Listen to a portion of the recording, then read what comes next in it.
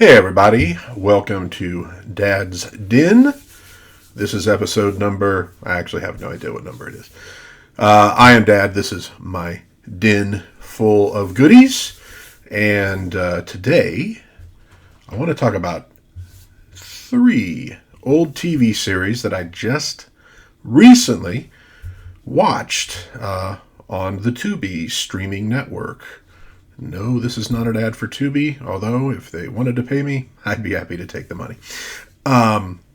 These are 3 shows, 2 of which were initially out when I was pretty little, and I probably would not have seen them or really understood them at that age.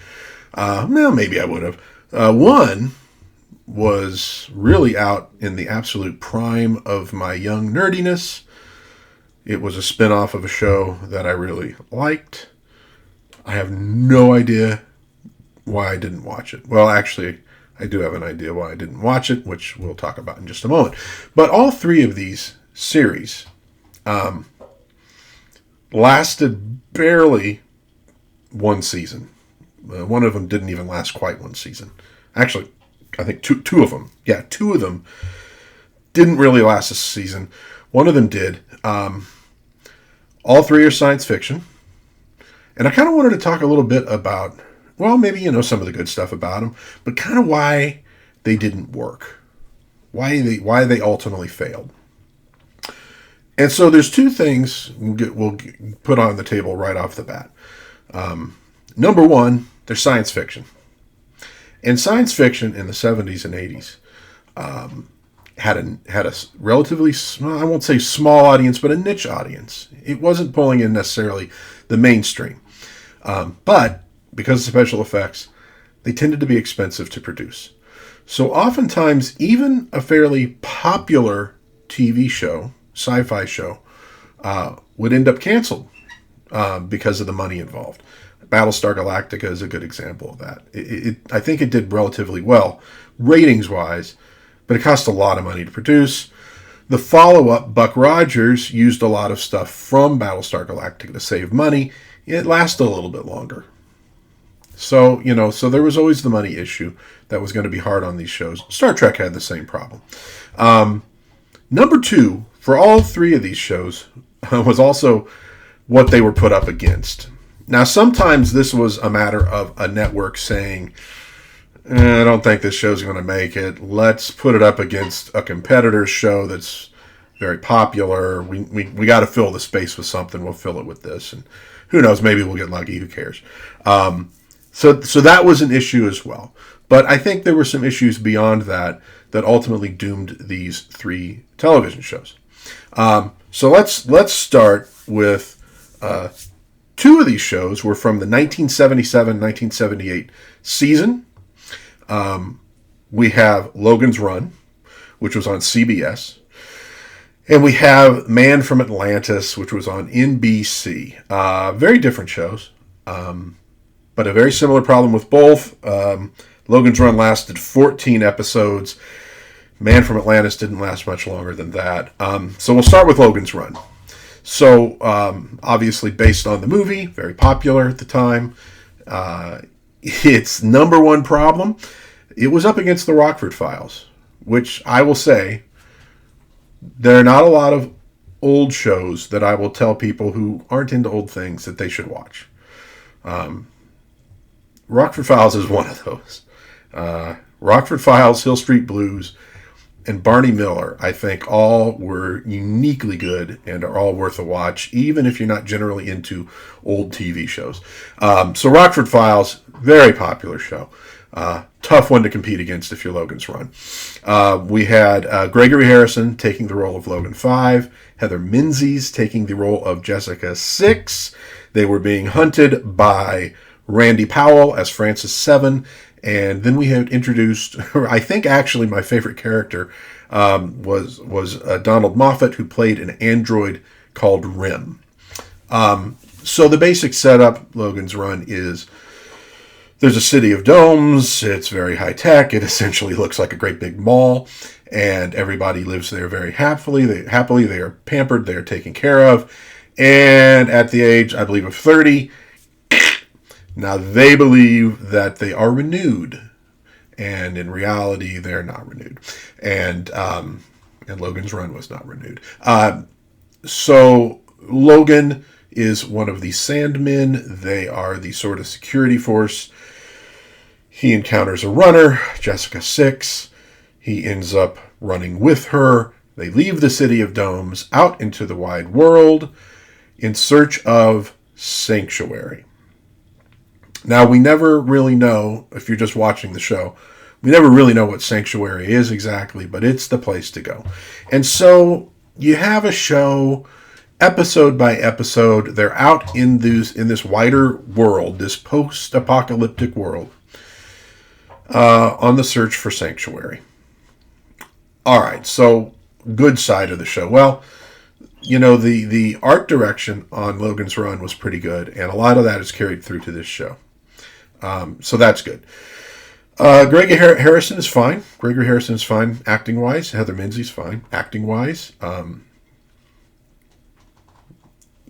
It's not the greatest, most compelling acting in the world, but it's not bad. That's not a problem for shows of that period. Adventure type shows would have been fine. I really liked actually Donald Moffat as Rim. I thought he was very good at it. It was fine from an acting standpoint. The art direction overall was pretty good. One thing that really works in sci-fi shows is the hardware, the spaceships, the land vehicles, the laser pistol kind of stuff. They have this hover car in Logan's Run, and it looks terrible. It honestly looks terrible. It's supposed to be this futuristic vehicle, and it looks less futuristic than cars that were actually on the road in 1977. It's not very good. It's not something the average kid would want as a toy, And there are other shows that didn't do particularly well. Ultimately, Space 1999 is a good example, but the hardware, the ships, etc., highly favored by kids as a toy. They still sell really well to this day, like in the secondary market, and I think even on the primary market. Not the case with Logan's Run. So that was an issue. The problem with the series seems as though it didn't gel. It didn't quite know what it was and where it was going. And it should have known where it was going, because it was going to Sanctuary. There should have been some understanding from the point of view of the audience that they've left this City of Domes, which appears to have been located near Washington, D.C., based on the first episode.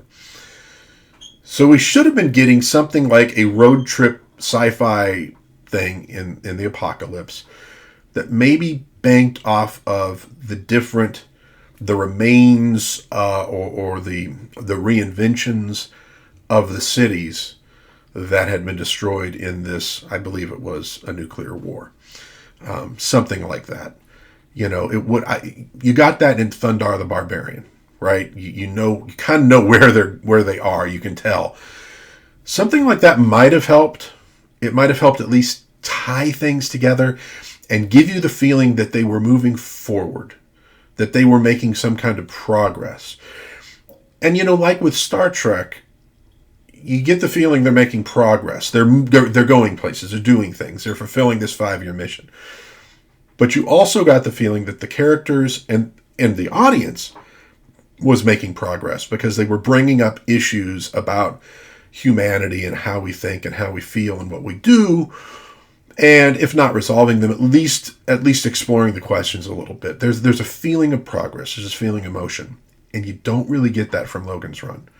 It's very episodic. And episodic's not necessarily bad, but here I don't think it works that well. The episodes are very uneven. Some of them are kind of cool. Some of them just don't really work much at all. They did have DC Fontana as a story editor. I believe she maybe wrote one of the better episodes as well. it's again, and this is a problem you're going to find with these, they just don't quite gel. And again, there's, you're going up against Rockford Files. You're going to have a higher budget because of the special effects. You got to be really good, at this point in time. This isn't like in the 90s and kind of opening up with Star Trek The Next Generation. Sci-Fi, syndicated Sci-Fi, found this pretty big audience. And you start getting these series, not just sci-fi, but fantasy. Hercules, Xena, Andromeda, Farscape, etc. Babylon 5, that really managed to thrive and really bring down a whole lot of seasons. They did well. They were solid. And they're for the most part good, but they're not necessarily spectacular. But you could do that in the 90s. There were advances, I think, in special effects, and there was that whole syndicated market and a demographic, well, frankly, a Gen X demographic who grew up loving these little weird shows and more popular ones like $6 Million Man and Bionic Woman, etc. That was there for these shows. But when you're talking about the 70s and 80s, it was a lot harder to pull off, and you really had to nail it. And Logan's Run just doesn't. I think the potential was there. I think the actors they had could have done it. But I think they needed to have more of a progression to feel like with each episode, they're learning something about themselves. They're learning something about the world. They're learning something about the failures of humanity and the things that had to be overcome. But they're also learning clues as to the location of Sanctuary and what it is. And in here, it's almost just, it's kind of a mystery. Nobody's heard of it. Nobody's heard of it. They go to places and we're searching for Sanctuary. I don't know what Sanctuary is, but hey, here's what our, we're here. Here's our conflict of the week that you guys can now try to overcome. So it did not gel. Now, Man from Atlantis, similar problem. Again, I don't think you really had a problem with the acting. I think Patrick Duffy was good. And I mean, if you ever watched Dallas, Patrick Duffy can act. He's a good actor. You had Belinda J. Montgomery playing Dr. Elizabeth Merrill, so she was the other lead. And we'll talk about who the characters were in just a moment. She was very good. In fact, she was good enough that she managed to get herself out of her contract for the last couple episodes that aired. Because I don't think she was real happy with the show and where it was going and what it was doing. And you had Alan Fudge played C.J. Crawford, who was sort of their boss on the show. And I think he was fine too. I think everybody there was fine. I don't think the acting was the problem. Again, the show didn't gel. And especially in terms of Man from Atlantis, it did not know what the heck it wanted to be. So Logan's Run had a direction, but they didn't really lean into it. Man from Atlantis doesn't seem to have had a direction at all. It's formed of 2 or 3 different, essentially TV movies, which, if you're looking at it on Tubi, are I believe maybe split up into multi-part episodes. And then it became a regular series, but not for very long. So the idea is this man, the Man from Atlantis, named Mark, sort of washes up on shore. He's an amnesiac, but he has gills, and he has webbed hands and probably feet. So he's this aquatic man. Where does he come from? We don't know. It's a mystery, right? And so the first episode kind of leans into who is this guy, and this oceanographic center is studying him and taking care of him. The military looks like they want to maybe use him, and so he ends up trying to make a break for it and almost dies and is saved and yada yada yada. Okay, so it seems like the direction of the show is going to lean into who is this man and where does he come from. Okay, with the idea being Is there some kind of intelligent species living under the water? Maybe the remnants of Atlantis. Maybe it's going to go in sort of that mystical route. Maybe he's an alien who's come to Earth from an aquatic planet. Maybe it's going to go into the UFO route. Well, over the next few episodes, it kind of starts to maybe go an alien route. There's a symbol that he has. They find it on this alien thing. You go, okay, we're making progress. We're going to learn this. No, it just kind of gets dropped. You have Victor Buono on the show playing a recurring villain. I love Victor Buono. I love him to death. I think he was great. But it just kind of becomes for a moment, it becomes a villain of the week. It seems to shift at a certain point to sort of trying to be like Star Trek underwater or, Voyage to the Bottom of the Sea. They got a submarine. Submarine's kind of cool looking. They got these uniforms, kind of cool looking. So they're exploring things under the waves. But it's kind of all over the place. And there's a couple episodes they're downright goofy. Although I will admit, one of them involves a monster suit, a guy in a monster suit. And on the one hand, it's pretty goofy looking. And on the other hand, the guy in that monster suit did a really good job of acting the role of the monster. I actually was kind of touched by the character by the end of the show, as goofy as it was. So there I think you have a problem. Again, it's a show that just didn't have a direction. They couldn't figure out where they wanted to go and what they wanted to do. I think its other big problem, it's set underwater. Underwater seems like it should just be chock full of story ideas. And the reality is, underwater's a pain in the butt.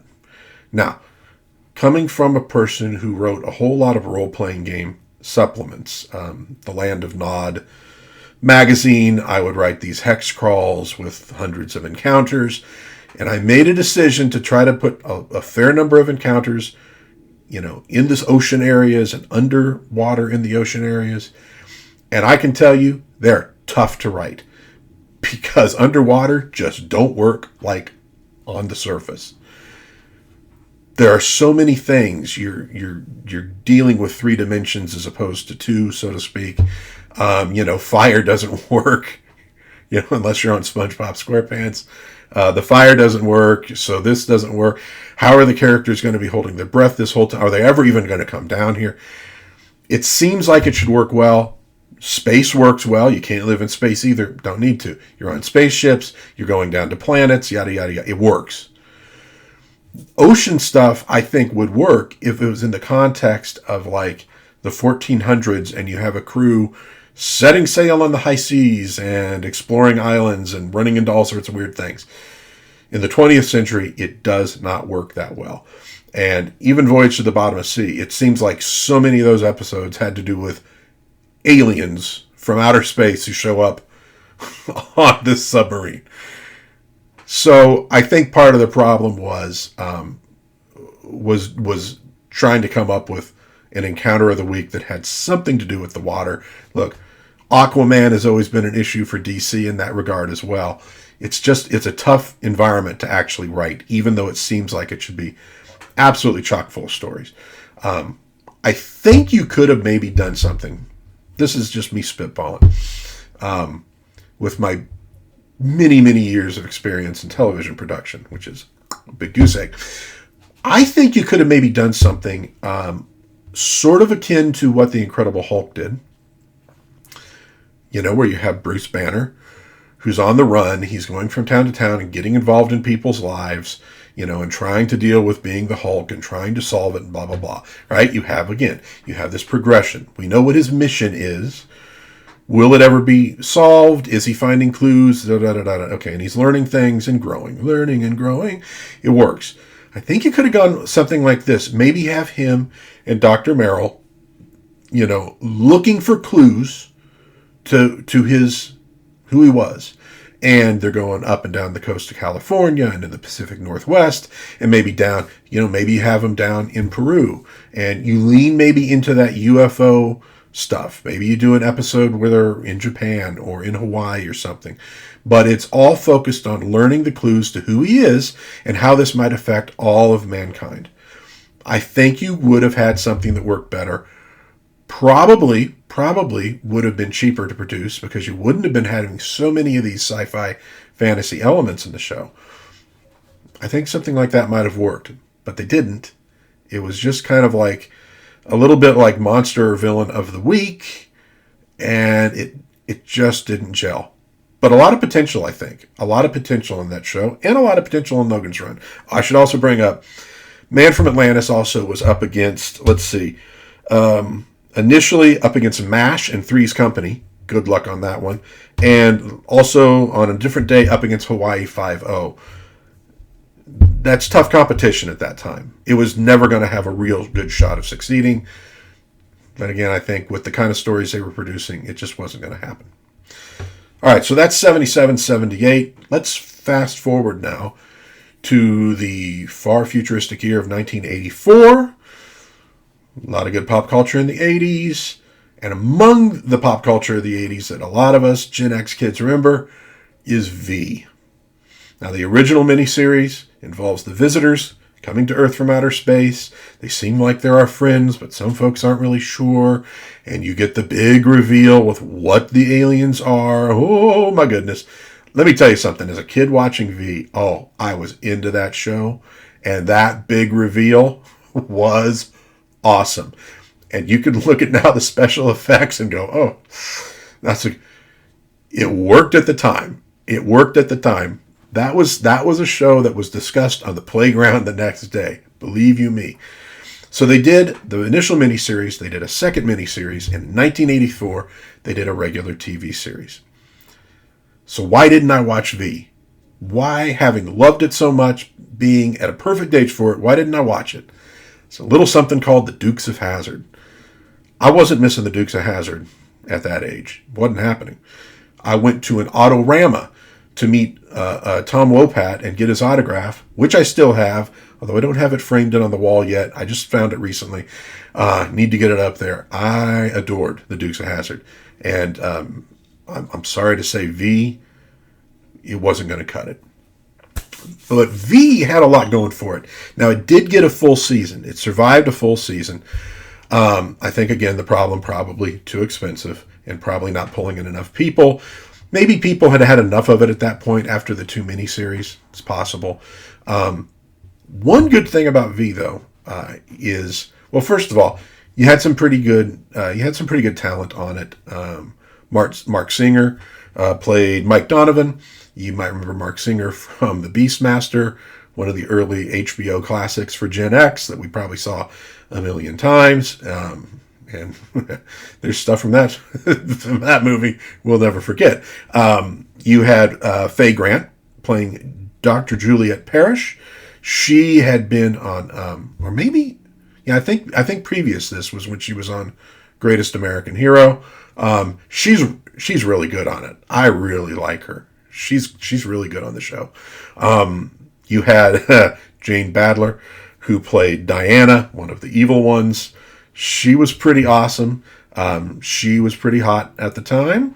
A lot of guys have fond memories of Jane Badler in her much more tailored uniform than the other visitors had. So, although I gotta admit, as an adult, I'm going, Faye Grant, much cooler than Jane Badler, actually. You also had Robert Englund, famous as Freddy Krueger, playing Willie. He was one of the visitors who basically switched sides to the humans. He was kind of bumbling character, a lot of malapropisms, but good character. So I think he had decent talent as far as that goes. Again, for a show of its time, it's not necessarily Emmy Award winning, but totally solid enough to make the show work. You had good action. It definitely had a direction. This is about the human beings as the resistance against the invading aliens. So there's a frame for the stories. And there is some progression of the stories as well, of what's going on and double dealings between people and the new plots of the aliens. Seemed like it was maybe running out of steam a little bit towards the end. But overall, I think you had that going for it. But, man, I think the biggest problem... Oh, wait, also, awesome uniforms for the bad guys. They started to, it seems like, lean into the culture and of these aliens, which I think they should have leaned more heavily into earlier. I think that could have gotten it a little more of a boost. Cool weapons, cool spaceships, the giant motherships, the shuttles, etc. I think that was solid. I think its biggest problem really probably was it was sci-fi, so it was expensive, and it was up against the Dukes of Hazzard. Also expensive, but much more mainstream at that time. I think that was the real problem that V suffered. I think of all three of these shows, it had the best shot of lasting. It did have a finale that left it open for another season. I think the finale was a little, it was a little too rushed. It was a little too pat. It was a little too easy in some ways. But it more or less worked, I think. So I think that's the show that had the most potential. I know they did a remake not too long ago. I don't think it did super well. I think, and maybe this is another problem with it. That miniseries did well because of that reveal. The surprise. You can't redo the surprise. There's just no way to do that. I think it lost a lot of energy once that surprise is out there. I will say, though, one of the shining points for me of this show, which might actually be a detraction from it for some people, was the relationship between Diana and Lydia. Diana was the brunette, Lydia was the blonde. They both had the tight uniforms, and they were essentially Dynasty in space. It was Joan Collins. And I'm blanking on the name of the actress who played the blonde in Dynasty. It was kind of goofy. It was a little out of place, the way those two were going at it. I think there are times where you're like going, well, okay, who's in charge? Which one of you is in charge? And then they weren't, and then another guy came and showed up in charge, and there's a whole thing about him and somebody. And it was a little confused. I think they needed maybe a little more structure for the aliens at the top, but. Looking back at it, it was quite delightful and kind of fun. Basically, there's a big portion of the show that's really about Diana versus Lydia, and I don't know, man. I think you maybe actually could have done better on this show if you'd focused it more on the power struggle between those two women for control of the fleet. I think it maybe would have been more fun if maybe they each had their own mothership and they were both competing to destroy the resistance and have the glory or something. They were a little bit, but it's not obvious who's in control of what and who, anyways. So 3 sci-fi shows that didn't quite make it. The first 2, Logan's Run, Man from Atlantis, just didn't quite gel. They either didn't have a clear direction or they didn't lean into that clear direction.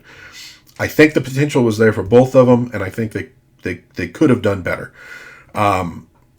V, the series, had a clear direction. I think had a lot going for it. I think its biggest problem was, just like with Battlestar Galactica, it was sci-fi at a time when that was tough, when it was expensive, and it was up against a pretty solid competitor, one of the most popular shows of its time. So that was always going to be a problem for it. So there you go. Now, they're streaming on Tubi. Well, maybe I'll take that back. I think a couple of them have ended. They're probably streaming somewhere, though. Do you want to watch them? Honestly, I'm going to say Logan's Run, you could probably pass. I don't think you're going to be missing much. Man from Atlantis, there's a couple episodes that you might want to watch, but probably not for the right reasons. They're very goofy. There's an episode with Pat Morita that I'm sure he really wanted to forget. Although I will say, the character he played, man, did he commit. God bless Pat Morita. Love that dude. He committed. But it was rough. It was pretty rough. And you got Victor Buono. So if you like Victor Buono, you might want to go ahead and give a few of his episodes a chance. Man from Atlantis, you could probably pass up. I don't think you're going to be missing much. V, the series, may be worth watching. Again, it wasn't quite there. It had its issues, but it did have potential. There's some cool stuff there. I think it maybe needed some work on the scripts. I think that would have helped in some ways, but V might be worth watching, especially if you've watched the two miniseries. First miniseries, I'd say, is worth watching. It's just one of those kind of big moments in 80s TV history. I think the first one, even though, coming at it from all these years later, you might already know the big secret reveal, but it's kind of worth watching anyways. It's also kind of an interesting take on, I don't know, it seems pretty obvious. Maybe people don't get it, but it is sort of a take on the rise of the Nazis. If you look at the emblem of the visitors, it sort of resembles the swastika a little bit. You have the visitors, trying to convince people to turn against their scientists. Their scientists are plotting to destroy the friendship between Earth and the visitors. But of course, the whole point of that is the visitors need to get rid of the scientists so they can't devise a way to defeat the visitors.